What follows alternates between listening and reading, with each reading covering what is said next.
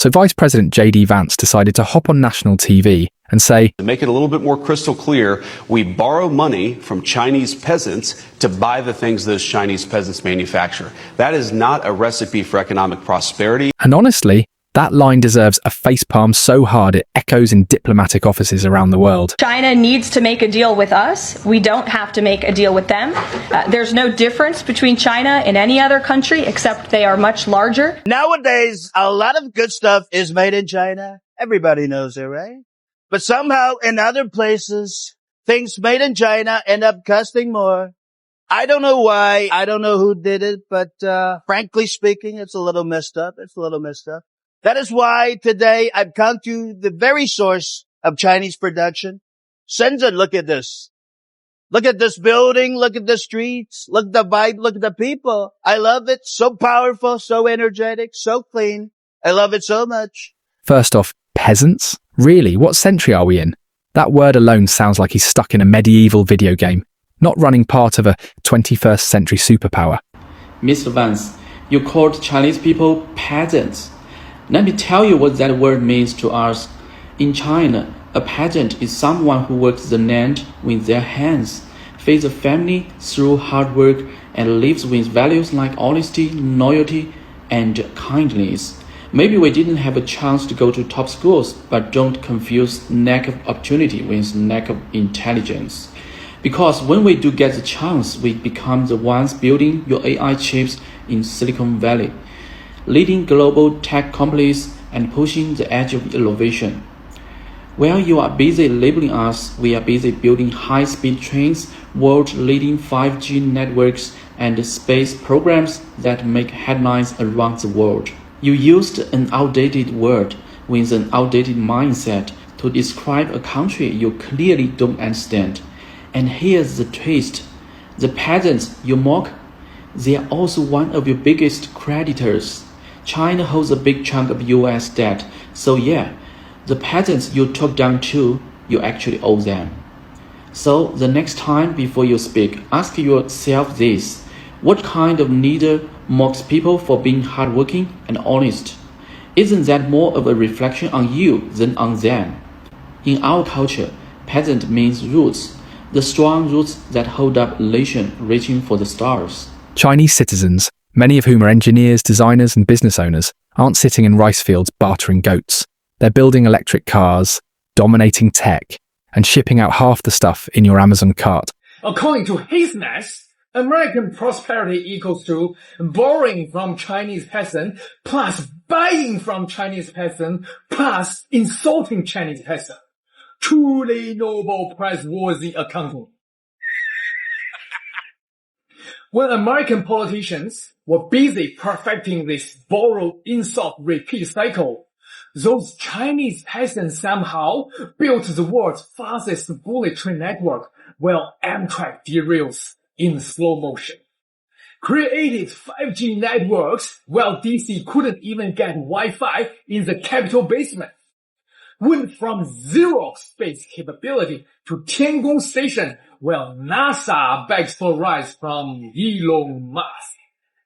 Funny how these simple Chinese farmers now feed America's Walmart shelves, power your iPhones, and finance your government's shutdowns. Perhaps the vice president missed history class where China invented paper money when Europe was still trading sheep. Built the Silk Road while Columbus was still lost. Had the centralized government when Washington was still a swamp. Bracket, some things never change. Meanwhile, Americans' expansion plan looks like a McDonald's menu. Number 1, take Mexicans' land. Number 2, add Puerto Rico. Number 3, supersize with Greenland. Number 4, freedom fries with Canada. In conclusion, the Chinese peasants you insult are the same people keeping your lights on, your stocks stocked, your treasury afloat. Maybe it is time to put down the manifest destiny playbook and pick up a calculator. Now, I get that he was trying to make a point about trade and manufacturing, but there are so many better ways to say it without sounding like he just insulted over 1 billion people. If you're trying to look tough on China, maybe don't start by casually disrespecting their workforce on national TV. That's not diplomacy. That's international smack talk with zero strategy. If JD Vance thinks that he's dealing with the peasants in China, and I'm proud to be a descendant of the peasants, most of us are descendants of the peasants anyway, that's our tradition. We are farmers before, but now we are one of the leading industrialized economies in the world. So I'm sorry, JD Vance doesn't know what he's talking about. And therefore, I don't think there will be China-US dialogue unless the United States changes its attitude towards China.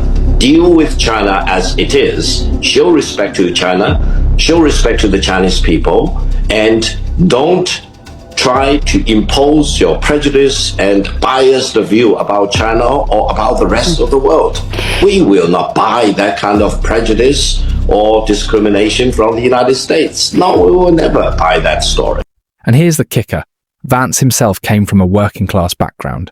You'd think that would give him a little more empathy, maybe even some respect for people working hard to improve their lives.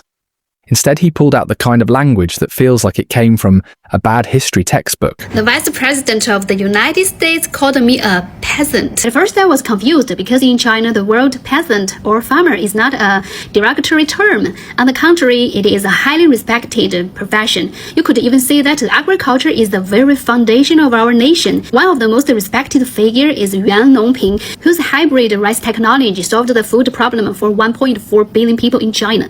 Farming is in our DNA. When we brought back soil samples from the far side of the moon, the first question people asked was whether we could grow crops in it. Thanks to this, Chinese people now have access to a wide variety of fresh and affordable vegetables. It was only later that I realized that in the United States, peasant is used as an insult. And a person saying it clearly didn't mean well. It reminds me there was once a second-generation Syrian immigrant born in the UK who mocked our leader in front of me for coming from a farming background. He said his country's leader all came from elite universities or noble families. But what he didn't know is that in China we have an old saying, 王侯将相宁有种乎? Are kings and nobles born to be so? And another, 英雄不问出处. A true hero is not judged by where he comes from. This means that greatness isn't determined by birth or background. Likewise, wearing fancy clothes doesn't make someone great. Arrogance and ignorance only reveal a petty soul. Yeah, the word peasant does not insult China, nor the hardworking Chinese people. It only insults the character of the one who said it, and the road himself came from. Bottom line, words matter, especially when you're the vice president of a country that's constantly trying to walk the fine line between cooperation and competition with China. Instead of tossing out one-liners that sound like rejected fortune cookie messages, maybe our leaders should focus on policy and leave the peasant talk in the past where it belongs.